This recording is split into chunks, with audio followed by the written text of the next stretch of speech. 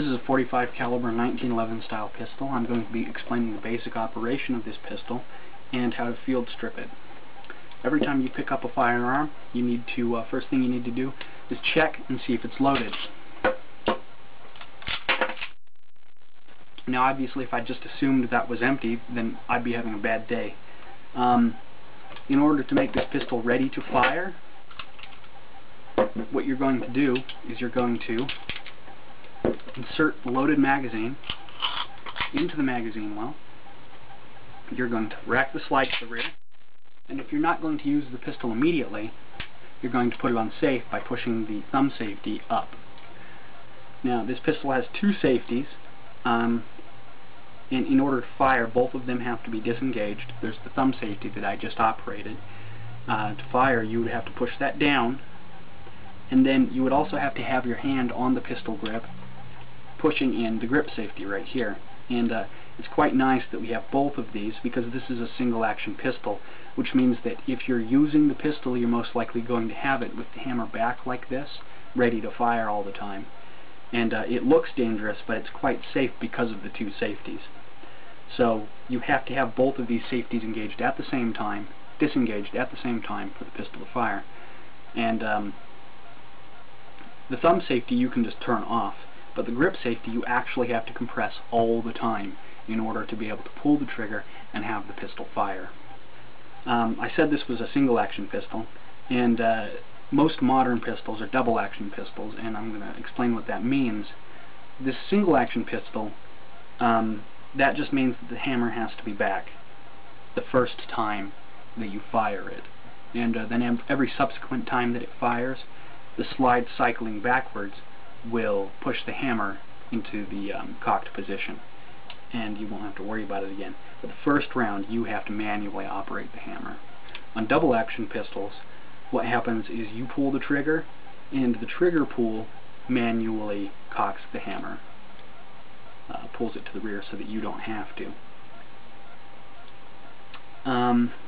Okay, so in order to fire the pistol, you take it off safe, compress the grip safety, and then squeeze the trigger, and it'll fire.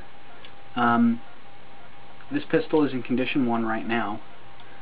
Condition 1 means that there's a round in the chamber, that the hammer is back, that there's a magazine in the magazine well, and that it's on safe. You can also carry this pistol around in condition 2, but that's not recommended for two reasons. First of all, in order to have the pistol in condition 2, what you have to do is you have a round in the chamber, and you have to decock the hammer by taking it off safe and then pulling on the trigger while compressing the grip safety, and then lowering the hammer manually, slowly. And obviously when you do this, because this pistol doesn't have a firing pin disconnector like a lot of more modern pistols,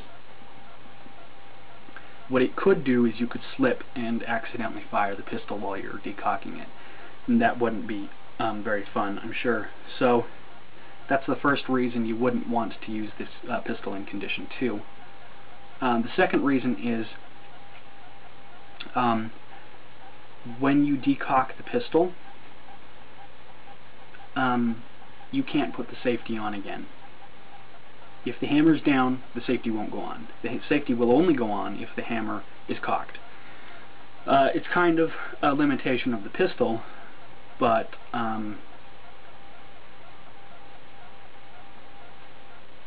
it's a good reason not to put the pistol in condition 2. So it's actually safer to have the hammer back with a loaded chamber in condition 1 than it is to have the hammer down with a loaded chamber in condition 2. Now condition 3 means that there is no round in the chamber. There is a magazine in the magazine well, and the hammer is down and the safety is off.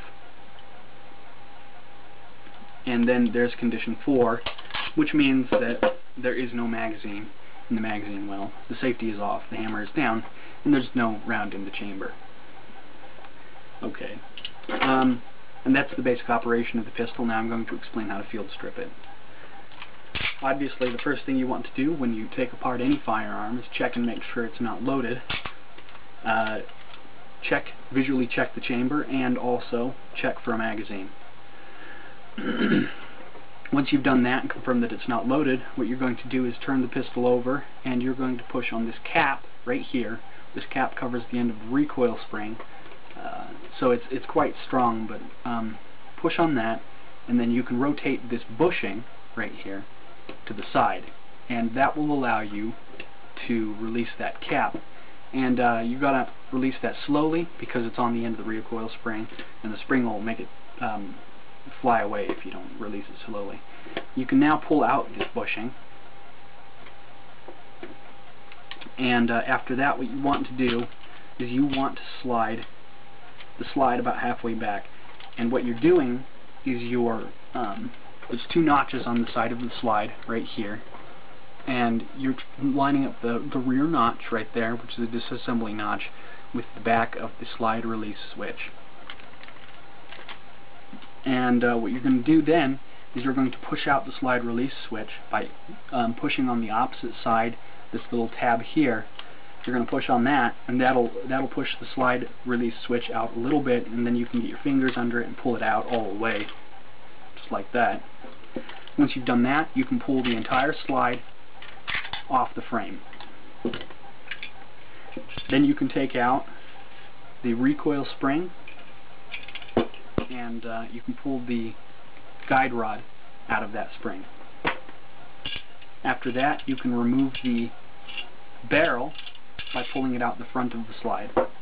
And that's a complete field strip like you would do for cleaning the pistol.